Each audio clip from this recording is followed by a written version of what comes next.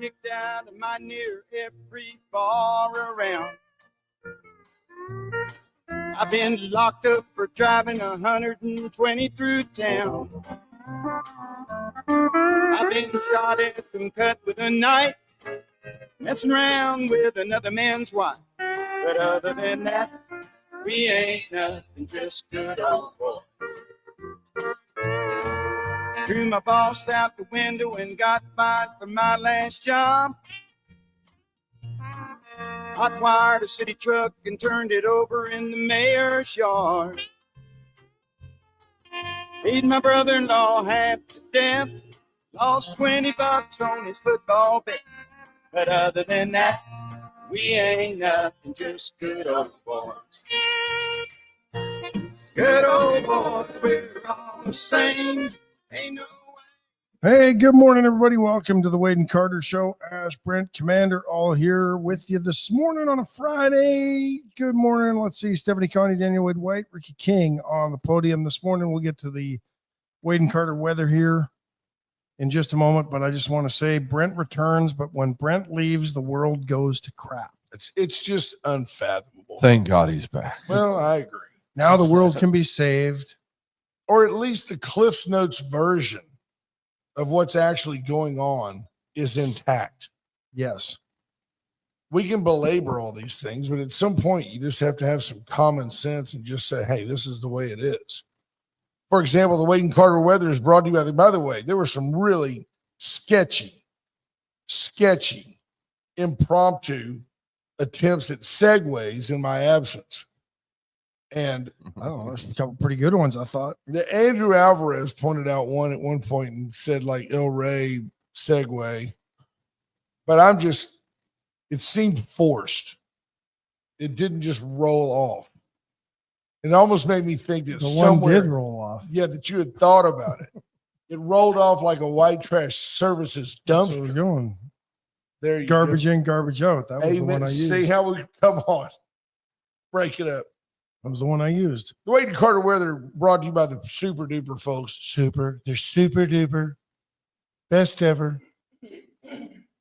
18 Dillon feed, 77 degrees in Victoria under sunny skies, heading to a high today of 91. Should get a little breezy this afternoon. They're calling it gusts to 13. Gusts to 13. That means the wind will be blowing 74 miles an hour out at Colony Creek.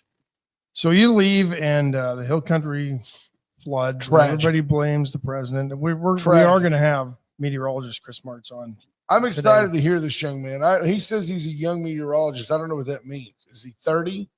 Is he right out of college? Yeah, he's fairly fresh out of college, but he runs counterculture to most meteorologists. Well, that means he's climatologists. Right. Yeah. He's right more than half the time. Yeah. I'd love to hear, and I really would love to hear what Maclovio Perez has to say about the flooding in the hill country. He was a longtime San Antonio meteorologist. He, like me, has seen these floods his entire life. Yeah. They're not happening with any more frequency. They're not any more severe. They're not related to climate change. They're related to rain. That's what it is. I mean, it's not even a rant. It's an observation. No. If you don't want, see, when I was a kid, and many of you, when you were children, Port O'Connor was like a sleepy little drinking village with a fishing problem.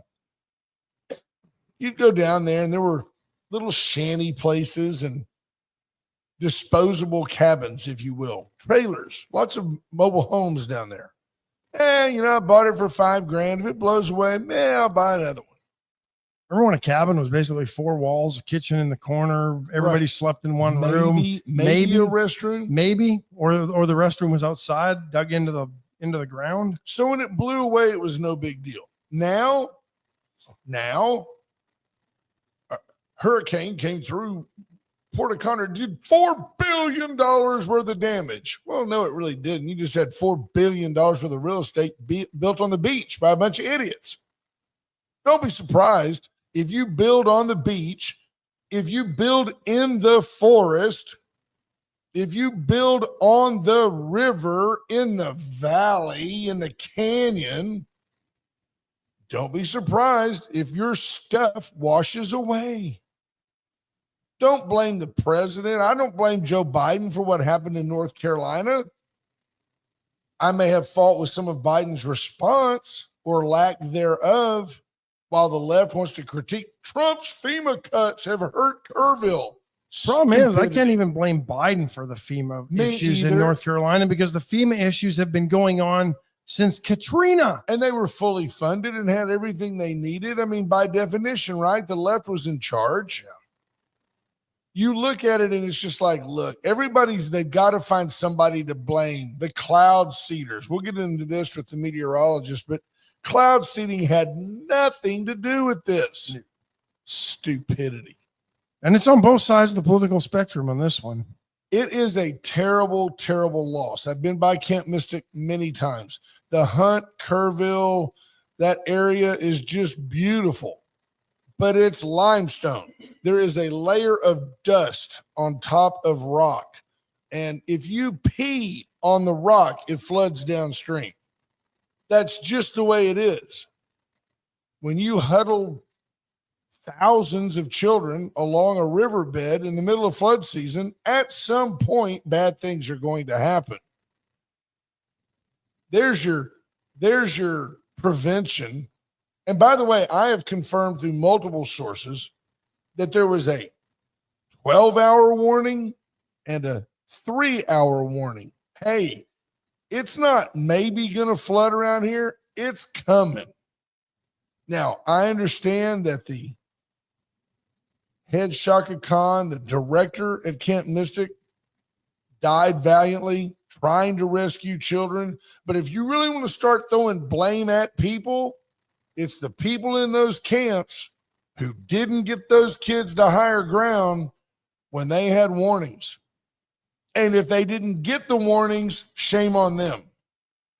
That's kind of your job. That's kind of your job, right? To know that there could be a threat.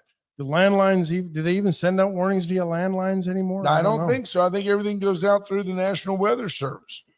But it's certainly not in any way at all related to this problem is not being exacerbated by FEMA cuts, which haven't even gone into effect yet.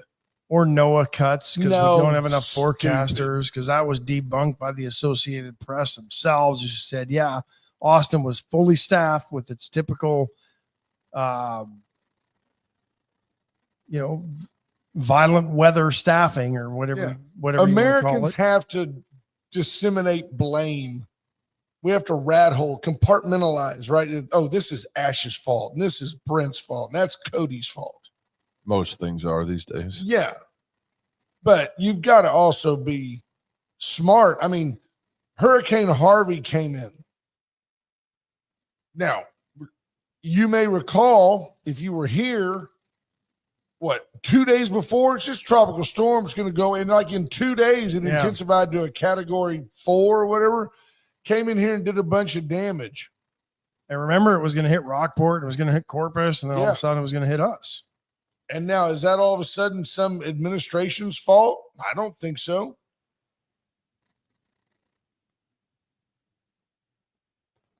And what good does assigning blame to anybody do in this case, other than possibly allow for lawsuits to be filed? And they're coming. What it is. That's what's going to happen. You're going to see lawsuits out the wazoo, and then the same people that are dropping blame on everybody are going to bitch and moan when their insurance rates go up.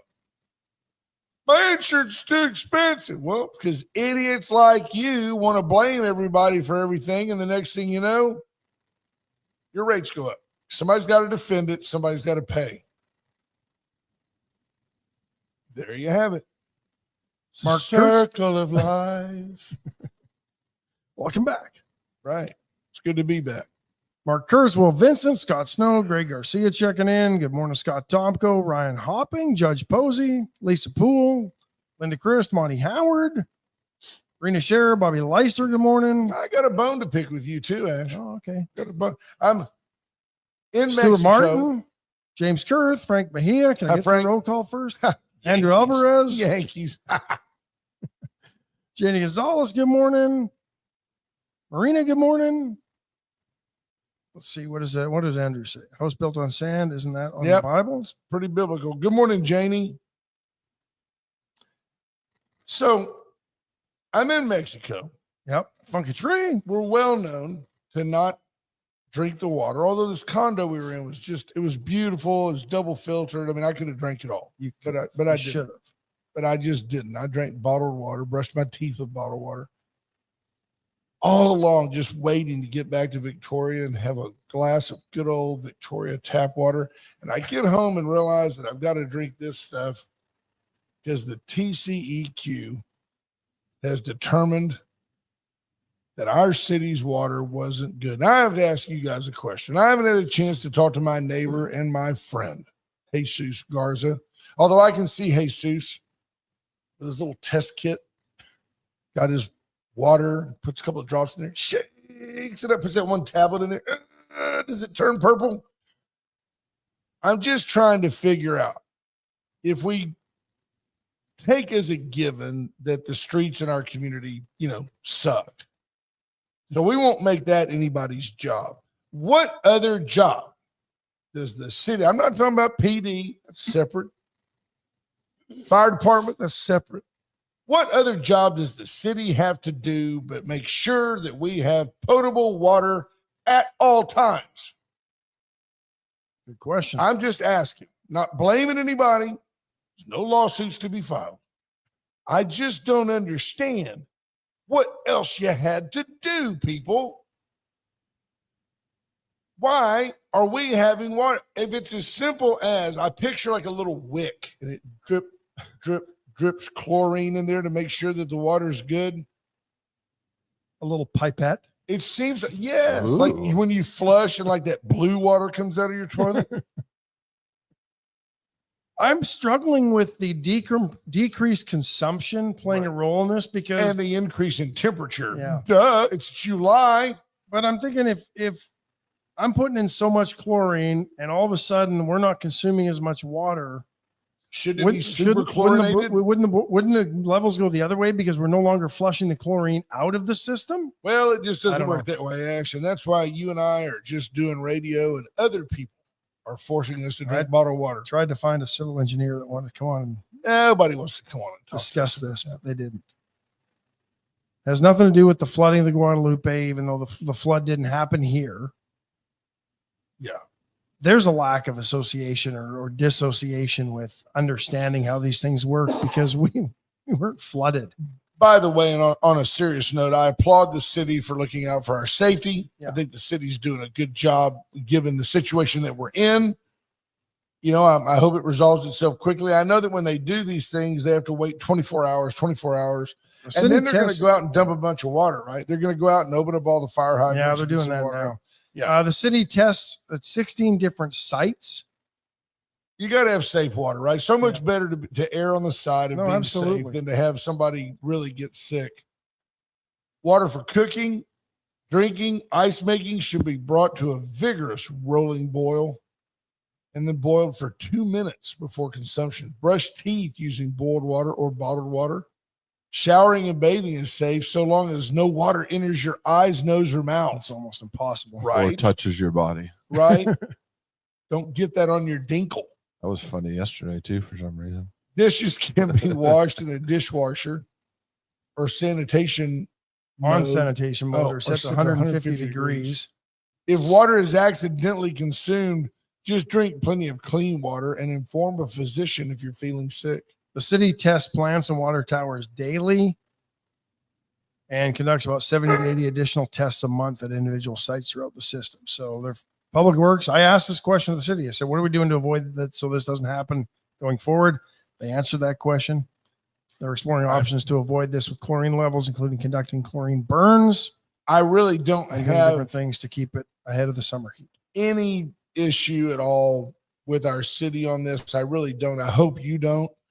At the same time, if there's something to learn from it, then let's learn from it. Scott Tomko says, we did what we were instructed to do. Stop using the water because the river flow is down and then we get blamed for low usage. Now that's a for the true story problem. right there because it seems counterintuitive, and Yeah. I agree with Scott. And by the way, hats off to Scott and Lottie I think they've been together like 74 years now. Something like that. yeah. Introduced pre-womb. Stuart Martin says, how long it had been low and we didn't even know. Did you see that picture of Scott on Facebook I think I did. from like the 80s? And he had on like it was when polyester was still an ugly word, and it was like a Magnum PI, almost kind of looking Hawaiian looking shirt, but it was sateen. And he had the hair working, and all I could think of was Steve Perry. I looked at him, I said, I love your Journey era. Sherry Jacobs, Gilbert Ramon, Stephanie, we got you right off the top on the top of the podium this morning. Frank Mejia says it's all Pepper's fault. Yeah, speaking of Pepper, did you hear about this guy? I just can't. I challenge you folks to believe that this is a true story. I think the story's true. I'm wondering if he was being satirical, tongue in cheek. Satirical. He's a socialist idiot. So there's a guy. Let me just read this to you. This is from Fox News. Okay, so it's got a slight right bent. Okay. Let me read this to you. University of Houston professor David McNally, no relation, we hope, to our own Peter McNally, although David McNally proposed renaming his school, University of Houston, George Floyd University, and abolishing tuition and grades at the Socialism 2025 conference on Saturday while wearing a, what do you call that thing? I don't know. It's help me, y'all. Kafia.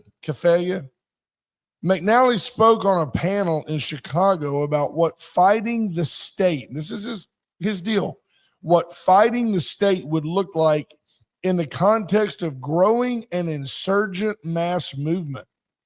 Among McNally's ideas for the de-statification of the University of Houston, which is a public university, included honoring Floyd after his highly publicized death in May of 2020. We would open the university up in such a way that it becomes a resource of the broader community, McNally said.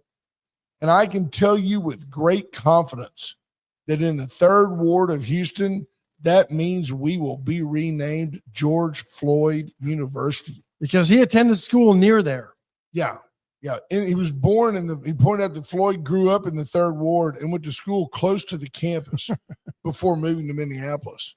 Now, wait, it gets even better. How can it get any better? All of a sudden, you got a glimpse of what it means when we control the streets because the cops were backing off. They were completely outnumbered, McNally recalled. You begin to sense what happens when the balance of social forces, even in one small situation, Is he referring to all the rioting? Shifts in how the horizons of possibility change. For that period of time, that part of downtown Houston was not in their hands anymore. It was in our hands. It was in insurgent hands. This man teaches your kids at the main campus at the University of Houston. This guy is Why is he not being arrested for inciting violence? This guy is an idiot. But it got me to thinking, and I'm just going to go there because I can. What if we just went with that in Victoria alone and we had Pepper Elementary School? We just named an elementary school after Pepper because he grew up here in town. And man, what a great, just moral leader Pepper's been for our community. And then we could have the Sheriff Ratcliffe Juvenile Justice Center. I love that because pedophiles unite. We could have that. We could have Mumford's Junior High. That'd be great just to deal with that situation. I think we're just really on to something here. Let's have this guy's on to something. Instead of honoring those who have done great things in our country and our community, let's honor those who are degenerates and have caused great harm for generations. But here's the deal. So George Floyd, such an upstanding citizen. Well, it's like the body of evidence now shows that George Floyd actually died of a drug overdose. And the guy he was a middle-aged crackhead, unemployed, passing fake. Nobody was just turning his life around. Oh, it's such garbage. The fact of the matter is, this is the fact of the matter. If George Floyd had been white, and let's go extreme and say a black cop would have been involved in the situation, it would have never made national news. Because you know what? We're all smart enough to say, a white meth head who dies. who cares? Got what he deserved is what the country would have said. Yep. That's exactly what the nation would say. And you know what? Rightfully so. But when George Floyd dies of a drug overdose at the hands of, I think that what's his name was a bad cop. I do. I think if it takes you 9 minutes to restrain a guy when there's a bunch of cops standing around watching you with your knee on his neck, what were those idiots doing? Standing there watching. Right. I agree that that's a bad cop. But do I personally care that George Floyd died? I think George Floyd, reaped what he sowed. But this clown at the University of Houston, Floyd's lucky he lived as long as he did with the life that he was living. Let's be honest. Absolutely. So should we? Maybe we should have. I don't know. Jeremy Kruger says Charles Manson Primary School. I think take it a step further. Charles Manson Acting School. Absolutely. Yes. Or name the National Institutes of Health after Charlie. He was involved in some CIA. Name them after Fauci. Charlie Manson was involved in some CIA LSD experimentation. Lee Harvey Oswald's Sniper School. I like it. Just all the narrative. The John F. Kennedy College for Boys teaching, philandering. John F. Kennedy Marriage Counseling. Right. The John F. Kennedy School of Fidelity. Fidelis non-existus. You know why this guy said what he did? Because nobody knew the socialist convention was going on in Chicago and he wanted to bring attention to it. That's, you know what? Probably good marketing. Yeah. Trey Malone says, don't forget I have a Manson story. Yep. And I'm going to tell you again, I was going to tell you the other day, I forgot. Candace Owen and I. Now, I've said this for years. I like Candace Owen. You know what I'm talking about? Yeah. The only difference between Candace Owen and me is that she's a black female. That's the only She difference. doesn't say a thing that I don't say every day. But because they're like, oh, wow, that came from the Bill Cosby School of Pharmacy. Because it came from a black female. Because the source is different. People are like, well, you better listen to her, man. She's a black woman. And she says, Candace Owen and I highly recommend that you read a book called Chaos. Now, Candace Owen goes a step further and says that if you really believe that in 1969, the time when Manson was involved in his deal, the CIA was doing LSD experimentation, all that, she goes, if you really believe they were doing studies on manipulating large groups of people, much like the pandemic. She goes, if you really believe that the United States put a man on the moon, you're an idiot. That's what Candace Owen says. Now, I can't speak to that because there's a part of me, and for no other reason than nostalgia, I do believe it. I believe we put a man on the moon. People are like, you know what the response is? The flag is there. Okay. How'd the lunar rover end up there out of the little eagle that landed? Don't ask these questions. This is about the same size. Yeah, it was brought over from set one. And because they put those little plus signs on all the pictures, it made you believe it because they couldn't just use an icon. Mark Myers, the Joe Biden School of Mental Health Stability. I like it. I like it a lot. Let's take a quick break. We're going to be so blessed to have a person in here that has more sense than us. Palace Bingo, where friends meet friends, not next Thursday, but the Thursday to follow, the 24th. Palace Bingo will be Wade and Carter night.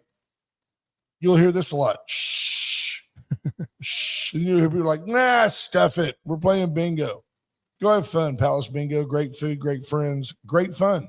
USA Concrete Coatings, Charlie Garcia and his team want to help you and yours enjoy your concrete.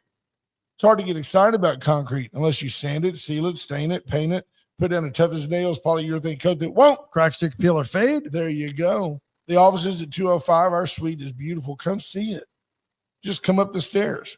Be aware that if you get out of control, I do pack a Glock 43X and will immediately. And Riker the Wonder Dog. I'll have immediate fear for my life. Veracruz Restaurant today is Chicken Fried Friday. Get in. Have it. It's great. The gravy. Get in there to Veracruz today. Treat yourself, treat your family. Still, trust me, I've been to Mexico. It's the most reasonable Mexican food anywhere. Allen's Wrecker Service, 578-6300. Allen's is your go-to tow-to. You need to get from here to there without a care. Call Allen's Wrecker Service. The Dollar Floor Store. Wow. What can we say? You want tile, laminate flooring, luxury vinyl, whatever you need, carpet, go by and see the Dollar Floor Store. It's on Navarro. Get by and see them. $12 fillets still at the chopping block. They've still got that pressed ham, Mardi Gras sausage, chicken bombers. Yeah. I'm going to buy some of that pressed ham today, and I'll let you know what my review is. I got the spiced ham. Yeah. Is this like deviled ham? Is like Underwood's? No, it's more. What did they call that in China? Spiced ham. I remember spiced ham loaf from like Oscar Mayer or something as a kid. Yeah. But my dad used to eat it. I think it has like coriander in it or something. I don't know. There you go. And white trash services and white trash side services. If you live in the counties, white trash is your garbage disposal. I like the mac and cheese loaf better as a kid. They're the best. Mac and cheese loaf. Then what was in that? Mac and cheese. And that's it? Loaf. No, it was a meat. It was a meat, but it had pieces of like macaroni and cheese in it. Junior it was like pimento loaf. Olive loaf rock. Yeah, it was like that, but with mac and cheese in it. So much better. Bobby Leister gave you a thumbs up for the Radcliffe reference. What's wrong with a little pedophilia? I mean, if you ask the left, nothing. Nothing, because you're no longer. It's minor attracted person. You're a minor attracted person. It's perfectly normal. Yeah. It's. I just don't understand it. Like when I leave the country for a little bit of time, and your senses are slightly more aware. You're more aware of your surroundings. Were you aware of anything going on in this country while you were in Mexico? Did they even care? Honest to goodness, no. There was no news. Not even people from Texas down there said, man, did you hear about Kerrville? Nobody. You don't have to get very far out of your bubble to realize how irrelevant we are. But I will share with you that I did get up in the mornings and listen to the program, and I appreciate Ash and Cody doing what they do. It's a valuable source of information and thought-provoking. That's the key. When I watch the show, I'm more and more proud, especially when I'm not involved, because in fairness, Ash is better at this than me. But when I watch the show objectively, and I realize how that it shapes my logical thinking. Doesn't so much change the way I think about things. It just makes me think about the way I think about things. And I'll be honest, I don't think that as Americans, we spend enough time thinking. I think we spend a lot of time absorbing, and it's, I've told you this for years. It's incredible to me that somewhere there's not a group of people that say, for example, I think you should be able to smoke dope recreationally if you want to. And I think you should be able to own a gun and a suppressor without taxes. But I think a woman's body is her own deal, and that's between her and her doctor. Those people are like, you just upset the right and the left right there. But is that the whole reason for the America Party? Right. And that won't work either. But I don't think so either. Are we joined? We are joined by Chris Martz, meteorologist. Chris, good morning. Welcome to the Wade and Carter Show. Morning. Thanks for having me on. Hey, great. Glad you could be here. Sorry for the mix-up yesterday, but glad you got you on today. Wanted to bring you on because I've been following you for a while, and I mean, we can get into some other stuff at a later time because I'd like to bring you back. But welcome, and it is okay if you feel the need to request a restraining order. Ash has been known to follow people a little too closely for a little too long. So if you need to step in with a restraining order, we'll understand. Where are you from, Chris? So I am from Northern Virginia. I'm about 40, 50 miles west of Washington, D.C. Is that where you are currently? That is exactly where I'm at currently. Yep. Okay. So I wanted to bring you on because the devastating floods that hit the Texas Hill Country, which aren't and shouldn't be a surprise to anybody, even though because they've been happening for a long time. And that's something that you pointed out almost immediately, that there's no one to blame on the right or the left for this, but lots of people on both sides are trying to cast blame. But this is not something that doesn't occur in this region of the country, correct? Correct. Yeah, this is something that has happened before, many times before. You can go back to 1869, 1921, 1932, 1987, 78, 98. This kind of flooding has happened many times before in the past. And while it was the river gauge where the water level at the river was a record high at the Hunt, Texas station, the other stations on the same river, not even too far from there, it did not eclipse records there. It just happened to be a very localized thing, as it typically is with these types of events.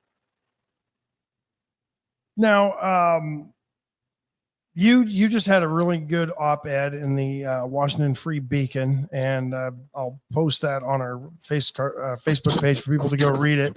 But you've kind of been shunned by the meteorology community because of your views, and all you've really done is just looked at the data to tell the story, right? Because a lot of people were quick to point out that, oh, this has to be global warming and a result of climate change, and that's simply not the case, is it?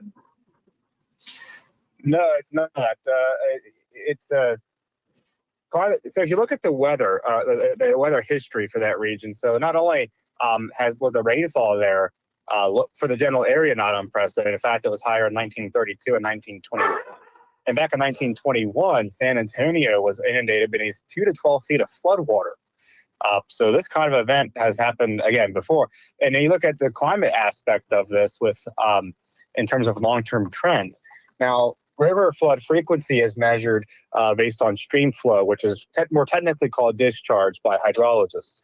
And that's a measure of the flux of water moving through an area per unit of time.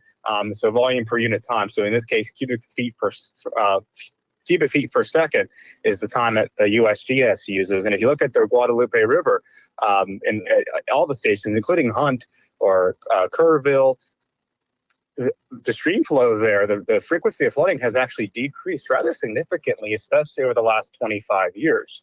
And you can go to the EPA website where they have the climate change indicators, and it's exactly the same thing since 1965. In some places, it's actually a statistically significant decrease. Other places, it's been close, steady or whatnot. But the reality is that there is no evidence. Even the IPCC, the United Nations scientific report, suggests that there's no global scale increase in the frequency or magnitude of river flooding, much less an ability to attribute any changes to human activities. So how can people that are climate change proponents continue to tout climate change as the reason for these types of incidents and activities? Well, the one argument, including the NPR reporter who attacked me, the primary argument from them is that, well, we're seeing heavier rainfall events, and that's why, that leads to increased flooding risk, and that's the fingerprint of, carbon dioxide forced climate change. And the flaw with that reasoning is that, well, they cite the Clausius-Clapeyron relation. Now, for listeners out there, you're not going to have any clue what this is, but essentially this relationship shows that for every 1 degree Celsius increase in air temperature, the atmospheric saturation of vapor pressure, which is, so let me back up a little bit. Vapor pressure is a measure of how much water is in the air. It's the partial pressure exerted by water vapor in a mixture of gases. So that's the actual vapor pressure. That tells you how much water is in the, it's a measure of humidity, essentially. It tells you how much water is actually in the air. And then the saturation vapor pressure is the vapor pressure at which the atmosphere is going to be in thermodynamic equilibrium so that you have condensation, which is cloud formation. You can get rainfall. And that's where the relative humidity, a term that people are familiar with, is 100%. And that's where the rates of evaporation and condensation are in equilibrium. So what happens is that for every 1 degree Celsius increase, the saturation vapor pressure increases by about 7% or so. The problem with this theory is that works in theory. It doesn't necessarily work in reality because it's an equilibrium condition, and that does not mean that the actual vapor pressure, how much it does, just because the atmosphere can contain more water vapor at higher temperature does not mean that it actually will in any given scenario. And this is a common disconnect that even the most mainstream climate scientists who took these cloud physics classes, like I took, don't seem to understand.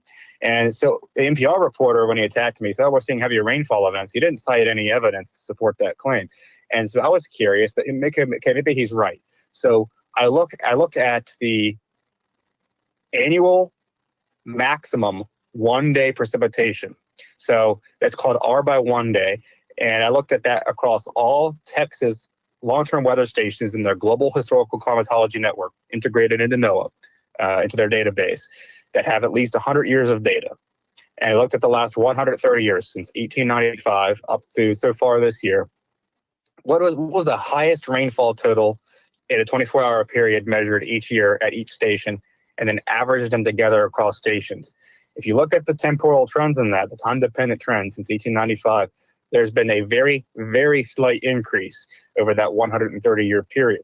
And if you do a least squares regression, a linear fit on that data set, there is a 0.027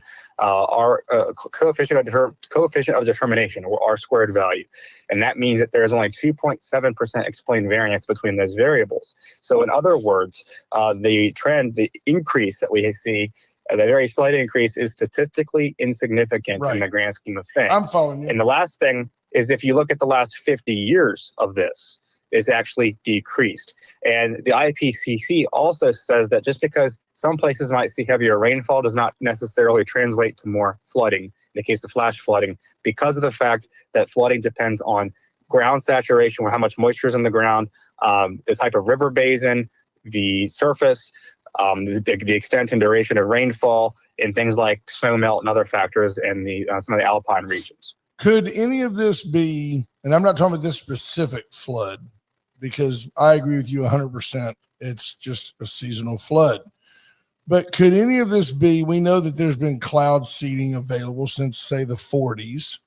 Could any of this variance, let's say that the variance, while statistically dismissible, let's say that it's real, that it is actually an increase. Could that be an increase due to an increase in cloud seeding over the last, say, 80 years? I would say not. Obviously, cloud seeding is a very real thing. I mean, every meteorologist is going to acknowledge that. And that's been done routinely by the government and federal and private contractors since the 1940s.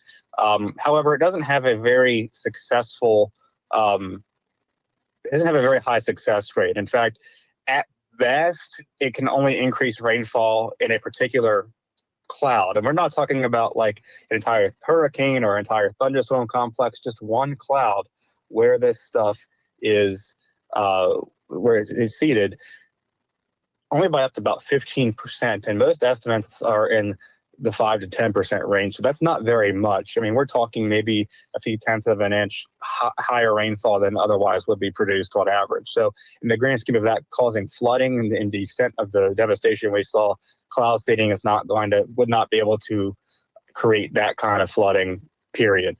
It might enhance, it could enhance the rain in a particular cloud by, again, a certain percent, but not by much. And, also, there were no weather. They're not supposed to be.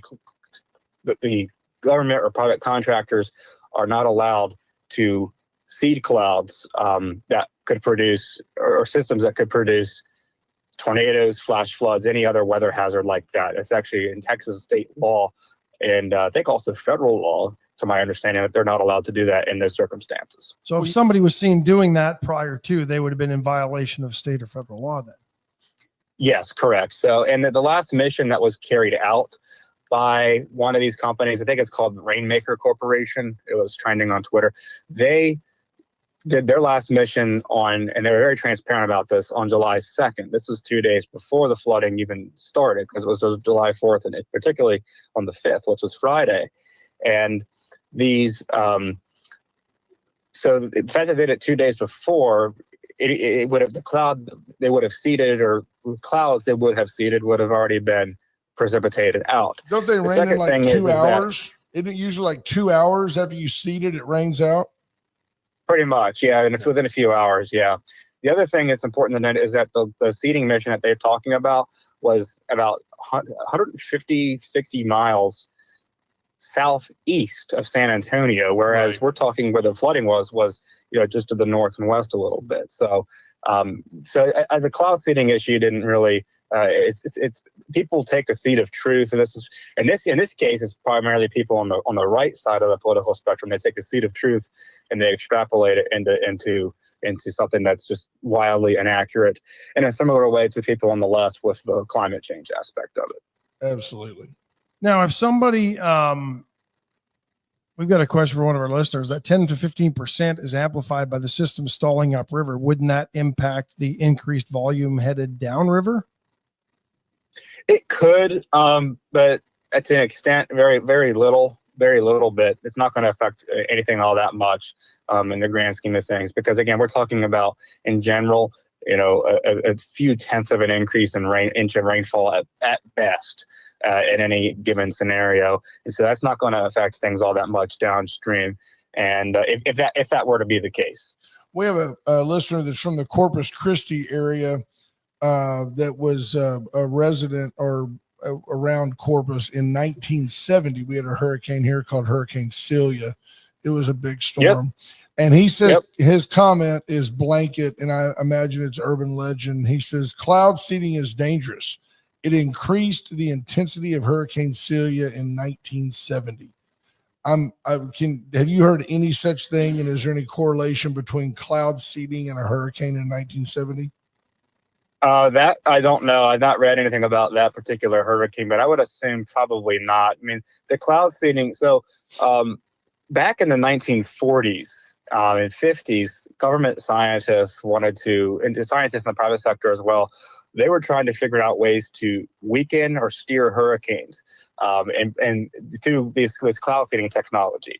And their theory was that if they could seed clouds with silver iodide or carbon dioxide, solid or dry ice, solid carbon dioxide, which is what they do to enhance rainfall. They thought that if they could do that in the outer rain bands of a hurricane, they could divert energy out of those eye wall, which is the ring of intense winds. It makes sense. The center. It's logical, right? So it kind of makes sense if you think about it. If we could weaken that, then we could that would give it a weaker spot and we go that way.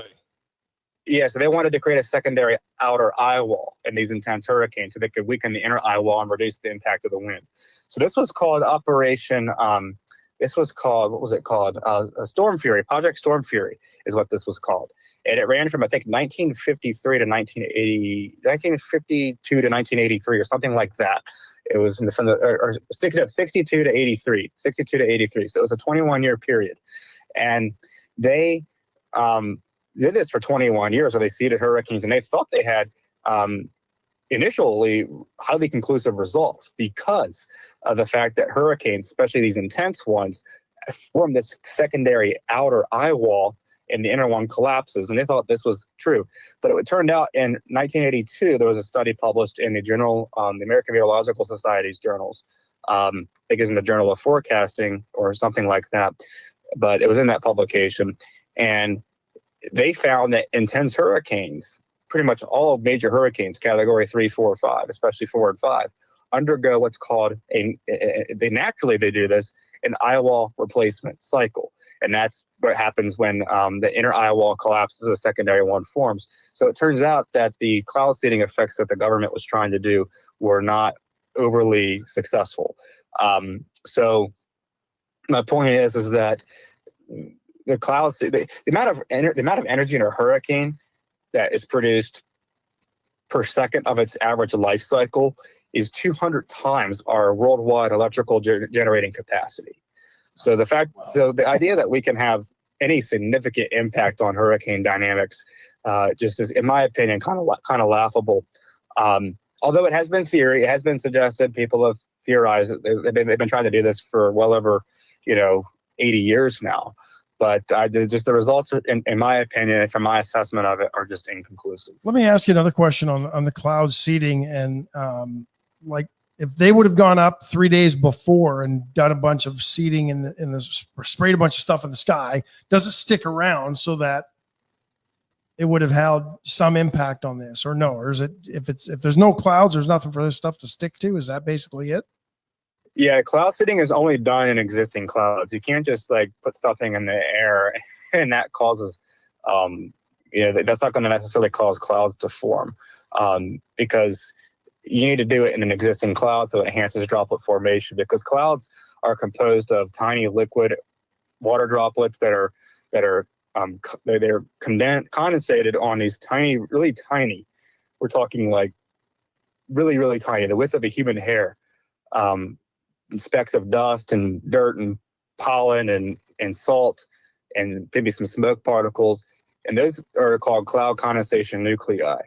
And you need to have that in the air for these things to form, for clouds to form. But in order to really enhance the droplet formation, you need to have bigger droplets. And so adding in some silver iodide, hygroscopic, which is having water affinity, such as dry ice and silver iodide rather, they can act as cloud condensation nuclei, and they're more water absorbent, so they draw in more moisture from the air, cause it to condense onto those droplets, and it speeds up the formation of, it accelerates a little bit. It can, doesn't always, but it can accelerate the cloud formation process and make the precipitation droplets heavier so that gravity pulls them down to Earth. But it needs to be done inside an existing cloud. So if you do it 2 or 3 days before, it's going to rain itself out somewhere, and not necessarily anything significant. So we're visiting with meteorologist Chris Martz, and he's in the Northern Virginia area. And so not only has Mr. Martz found a way to, in my lifetime, sir, we've seen this politicization, you know what I'm saying? Yeah. The abuse of the weather, because people, they've used it as a point of controversy and on both sides, where the right and the left. Oh, there's no climate change. Oh, the seas are rising. Oh, all the polar ice caps are melting. But oh, by the way, last year we had more ice built than ever. Yada, yada, yada, back and forth. But you have managed to become like persona non grata in the middle of the storm. And it fascinates me that you could be like we would introduce you as like the world's most, challenged weatherman. I think that's awesome that you have an opinion and you have data to back it up. What do you do on the daily? I mean, do you work for NOAA? Do you work at a television station? Did you take the class on the green screen? What do you do daily? So what I do daily, I work for Committee for Constructive Tomorrow. So basically we are a nonprofit NGO based out of Washington, D.C., although I mostly telework, as most of us do. We do energy policy stuff, and I'm their policy analyst. So I look at energy policy. I follow the news on energy, and I also do. I'm also the meteorologist on staff, so I do their scientific research for them in terms of weather and climate stuff. And I work with Mark Morano on that. Are you a big fan of, proponent of like windmill electric generation? Is that a viable thing long term for us? No, we are not pro utility scale wind or solar. I think solar is fine. If you want to put solar on your house, I think that's great, especially if you live in a place like Arizona where they get a lot of sun. It's not very cloudy. Places like Florida, it could work really well. But it's not getting solar on your roof is not going to work very well if you live in Quebec. And wind is a dead end power source, in my opinion. I mean, it's so land intensive. Each wind turbine, it's a 2 megawatt turbine, requires about 80 acres of land. And you can probably use some of that land still for farming and stuff, but the amount of forest that has to be felled in order to put these things up is enormous. And same thing with solar farms, is they're also very land intensive. So I'm a big land conservationist.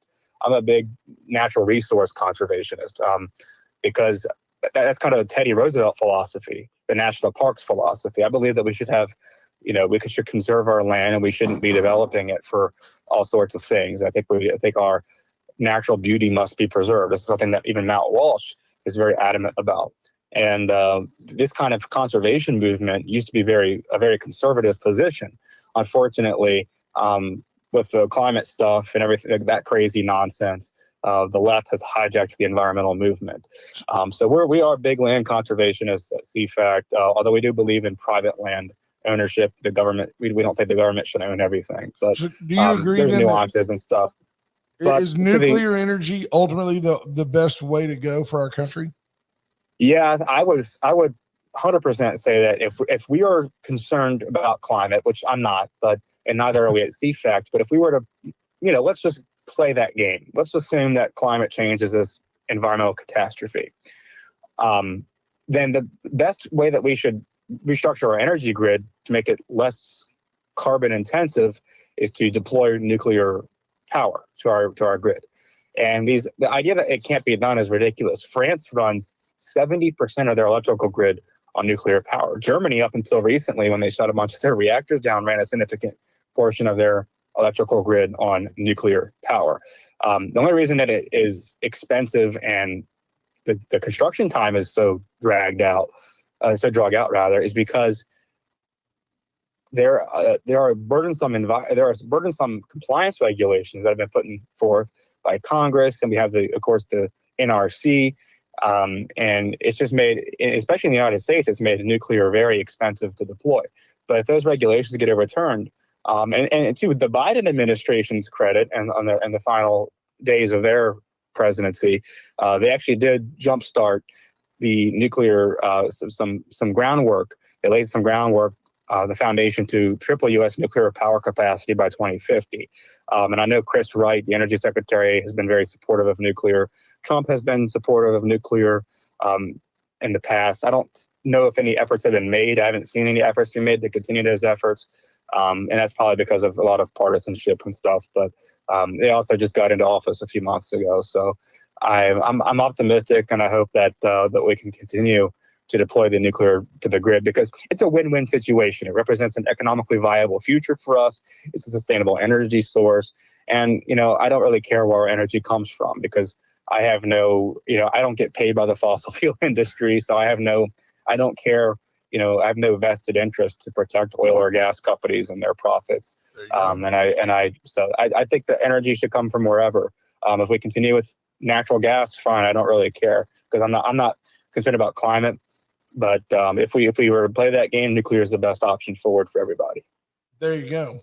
Chris, really appreciate your time this morning. Thank you very much. I think great insight, and I just appreciate you setting the record straight and trying to stop some of these conspiracy theorists and others who are trying to jump on a bandwagon on the backs of those who have been impacted by this tragedy for their own gains. And I think that's what I was trying to accomplish, and appreciate you helping us do that this morning. Well done, brother. Hang in there and be safe up in the the leftist part of the country that you're mired in. Well, I'm moving south here soon, so I'm looking for come to Texas. Get here as quick as you can. Hey, thank you, Chris. Appreciate you. Thank you. Yeah, thanks for having me on. Yep, have a good weekend. And that's Chris Martz, meteorologist, and he's coming at it from a different perspective, and then there he is. He's right. Yeah. It's funny how that works out. Yeah. I mean, honestly. Follow him on Facebook. He's got a lot of interesting articles on there, and he's been called the anti-Greta Thunberg. He's been all sorts of camera issues going on. I'm just going to have to just really rain. There we go. Let's take a break. Let's take our final break. Chesnick Furniture, Chesnick and Love, make your house a home. Get in and see why you just always do better at Chesnick. Chesnick loves you. They love Victoria. Cheswick Furniture for over 100 years, helping Victorians get what they need for their home, whether it be bedding, furniture, appliances. They've got it all. Brandis, reach out to Commander Cody. He can help you with a Facebook page, a new web page. You can clean up what you got. There's so many Knock your things. cameras crazy. He can, yes, he's very playful. He's like that special kid. We like Cody, and he can help your business. Atzenhofer and atzenhofer.com. Let Atzenhofer help you see the USA in a Chevrolet. They've got them stacked deep. They're selling them cheap. The flags are flying. People are buying. Get by Atzenhofer this weekend. Ask for Tommy Taylor. He won't be there. Not this weekend. But go by and see Tommy Taylor. He's there almost every day and does a tremendous job as part of a business that's been around since 1926. Went Services, Went Electrical for all your generator needs. If you're worried about a storm, if you're worried about a hurricane, which you should be, reach out to Went for turnkey generator service. Let them help you when the power goes off. And then Paravita Wellness, get in and get healthy. Let Erica Briggs help you. Get to Vita Cafe this weekend. You're going to have breakfast, lunch, and brunch. And there's a brunch. Yes, from like, what is the brunch? Is like from 11 to 2? 8 to 3. 8 to 3 brunch menu. Get in and let Erica help you. Go by and give it a shot. Yeah. You'll be glad you did. Menu the food's looks really great. good. Right there, right there, Spring Creek. So get by and see Erica Briggs. It's not Spring Creek, is it, Cody? Spring Green Boulevard. Spring Green Boulevard. It's right there by Detar North, right there. Get over there. So we're joined by the famous, never infamous, the always great to be seen. Hello, brother man. Brother Gary Moses. Brothers. I want to take a minute. You're a super humble guy. You're not a pat yourself on the back guy, but tell us a little bit about how you felt and what you experienced on Gary Moses' night at Riverside Stadium last week. Thank you. And Brent, good to see you, and Ash, good to see y'all. And humbled. You know that. Yes, sir. You rather do for somebody else than your own self, but it was great. Great crowd. I appreciate the Generals doing that. David Hartman stepped up. AV Interiors made it free ticket night. There was a bunch of fans they had there and T-shirts that they put out there, and I put my line out there, and it was just a super evening. And, you got a lot of good friends, a lot of your listeners. Oh, yeah. Rena and Calvin, the Jost, and I could go on and on, people that were out there. And they had a good night. They were very pleased. And I was humbled, like I say. And I want to mention, we took up out of nowhere a donation. They passed the hat around, took close to $2,000 up that night for the flood victims. Oh, that's awesome. And the Generals won. So altogether, great night. Texans in general and Victorians in particular are some of the most generous people that we've ever known. Now, you and I both know that if we had David Hartman's money, we'd just retire. Yeah. But here's the deal. Don't you think that a guy that's got a viable business like AV Interiors, guy would benefit from advertising with Wade and Carter? We'll work on him. If we talk about what he does on the daily, I would think his business would increase. We need to work on him. I saw David, such a good guy. I never saw over there was our state representative. AJ Latterback. AJ Latterback had a flag for me, and that's awesome. The city, Dwayne Crocker had a what do you call glass of water to give you a glass of water. Don't drink it. Don't drink it. And you know what? You're humbled. All you want to do is do for those people. Thank you, thank you, thank you. And that's the way it is. They give the old school. We're old school. We thank people. Hey, they give the brother man a test tube of water. And if he turns green, we know that it waits 3 more weeks of winter. Yeah. Unbelievable. It was great. And I hope you had a good trip and had your mother with you. She was great. Ash carried on, and glad you're back though. And good to hear you boys together. It's good to be back.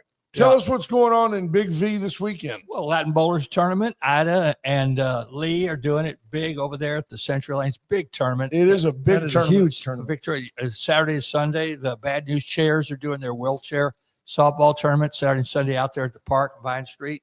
Right there. Generals have a 4-game homestand. They lost last night, but they got 3 more. We may have to go out to that softball. Do you have Ash? Do you have like a set of turf tires and a set of, like, if you're in the grass outfield, I don't know. You have different tires? I don't know. I mean, I bet some of those guys are so serious. They've got, we had so much rain. And we got the game in, and we're fighting it the whole time you were gone, sir. We've been fighting it. Will Vincent says, good morning, brother, man. I love Will, and I love so many. I would love to say thank you for all that really good people. every day that we have in our lives, not just that Absolutely. one day, every day. Yeah, and you no are a doubt. part of that. Well, we love you. And don't forget that Victoria County Sheriff's Reserve group has that pork chop fundraiser Monday at Atzenhofer from 4:30 to 6:30. Yeah, that's a good deal. They can get tickets, right? They can. Yeah. Still get tickets. I got mine yesterday. Where do they get them, Ash? Do you know? Do you remember? I don't remember. Commander? From their Facebook page, there's a link. There's a li- The Victoria County Sheriff's Office. Yes, sir. We put it on our Facebook page a few days ago. There you go. There so you go. Good stuff. And We like had I Will said, Franklin on. I know. It was great. Chief. Yeah, he's Chief awesome. Will. Saw him the other day. We had some folks on over there too. Tony Stitham and Tommy T. Harina. They were talking about it. I want to mention, guys, sports always big in our lives, but the cloud was hanging over us all. Yes, sir. It's still hanging over us. And I understand they're taking donations right now. What they requested, Ron Koshin went up there, and when he went to Comfort, Texas. He said they wanted fans, box fans, and mosquito spray. That's what they were requesting. There you go. And still, That we're raising sums up funds. Texas, doesn't it? Yeah, Yeah. and we're still raising funds. We've got a couple of other folks we're dealing with. We're raising funds, monetary, to send down there. You got anything else exciting going on? Well, yeah, there's so much stuff. We'll be booked for life. I did catch this one thing I thought was we need a little levity in our life now, right? How Absolutely. about a Yes. little levity? Yes, sir. Well, I heard this. Joe Burrows, the quarterback for the Cincinnati Bengals, Former LSU Tiger. former LSU Tiger, he said, Go he was Tigers. looking at it, he said, well, what would you like to buy this car? It was the Batman replica, the Batman's car replica. He looked at that and he was going to buy it. Then he stepped back. You know what the cost of that was? How much? $3 million. You Oh, knew? He said, it's $3 million. He said, no, I'm not going to get it at this time. He was wanting it. He thought he was going to get it and he backed off the last second. $3 million for the Batman replica. Ain't doing it. Folks, we hope you have a great weekend. You see the brother man, go up and give him a hug. He I didn't love bite. Y'all have a great weekend. We love you. Bye, Bye, folks. folks. Time to kick down to my near every bar around.